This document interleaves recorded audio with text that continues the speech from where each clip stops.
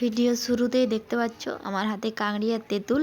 তো আজ ভিডিও কাংড়ি আর তেঁতুল রান্নার নিয়ে। তো আমরা গ্রামের মানুষ, আমাদের এখানে পাওয়া যায়, তো সেই জন্য কাংড়ি ধরে এনেছি। তো কাংড়ির দাঁড়াগুলো ভেঙে নিচ্ছি। অনেকগুলো দাঁড়া না, ভেঙে নিলাম। তারপর এগুলোকে একটু ভালো করে ধুয়ে নিচ্ছি। তো নদীতে ছিল তো অনেক দিন, সেই জন্য ভালো করে ধুয়ে নেওয়ার পরে এর যে খোলাটা আছে না, তো এই খোলাটা ছাড়িয়ে নেব। তো এত শক্ত, সেই জন্য ছাড়াতে পারছি না। এই যে ছাড়িয়ে নিয়েছি।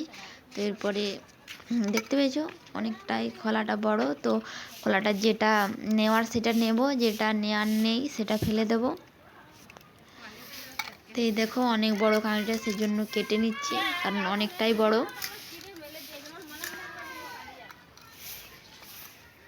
আমার কাটা হয়ে গেছে। তো এরপরে সিলে করে একটু থেতো করে নেব, কারণ কাংড়ির দাঁড়াগুলো অনেক মোটা মোটাই ছিল, বড় ছিল। তোমরা হয়তো দেখতেই পেলে, যাতে মশলা এর ভেতরে প্রবেশ করতে পারে, সেই জন্য নুন ঝাল সমানভাবে ওই জন্য একটু থেতো করে নিচ্ছি, কারণ মাংসর হাড়ের মতো তো শক্ত না।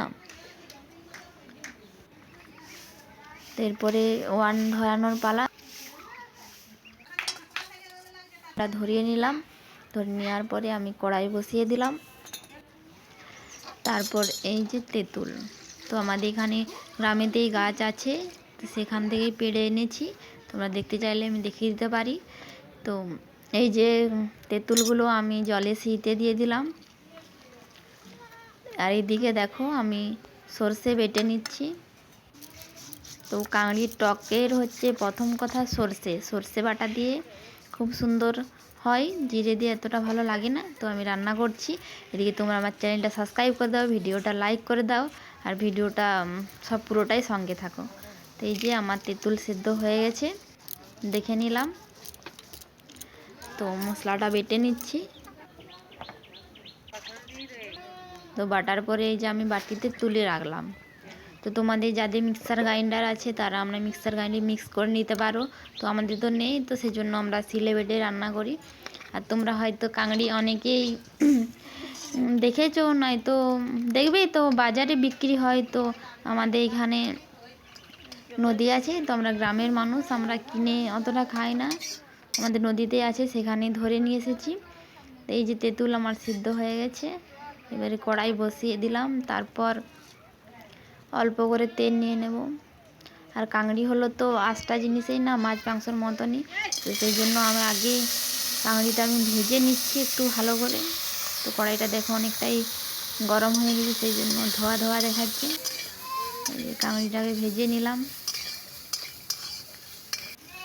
ভেজে নেওয়ার পরে এটাকে আমি তুলে নিচ্ছি। তুলে নেওয়ার পরে আবার আমি কড়াইটা বসাবো, তারপর অল্প তেল দেব। তো কাঁকড়ি তো বেশি তেল দেওয়া দরকার নেই, কারণ কাঁকড়িতে তেল বেরোয়। এরপরে আমি সরষে বাটাটা ছেঁকে দিচ্ছি, কারণ তোমরা হয়তো না ছেঁকতেও পারো। তো আমাদের বাড়ির লোকের খুব একটা পছন্দ না, সেই জন্য সরষে ছেঁকে দিলাম। তারপরে পরিমাণ মতো নুন দিয়ে দিচ্ছি,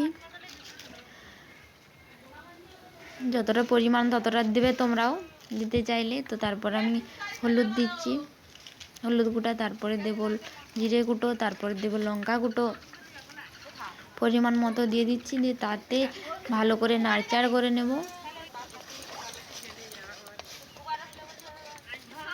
তো নাড়চাড় করার পর এই যে তেঁতুল সেদ্ধগুলো আমি আগেই রেখেছিলাম, তো সেগুলোকে আমি সেনে নিচ্ছি ভালো করে। সানার পরে এদিকে দেখবো যে আমার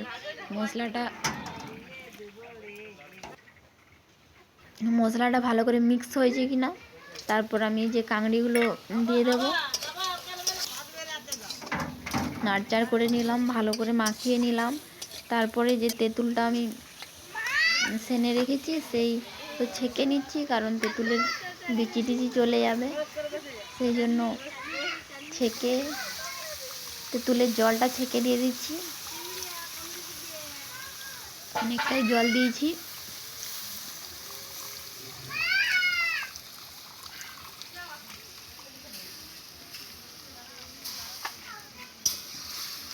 এই যে বাকিরা বসে বসে আমার সবাই রান্না দেখছে।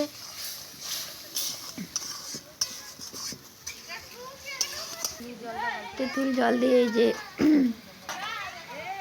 এদিকে কাংড়ির ঝোল ফুটছে।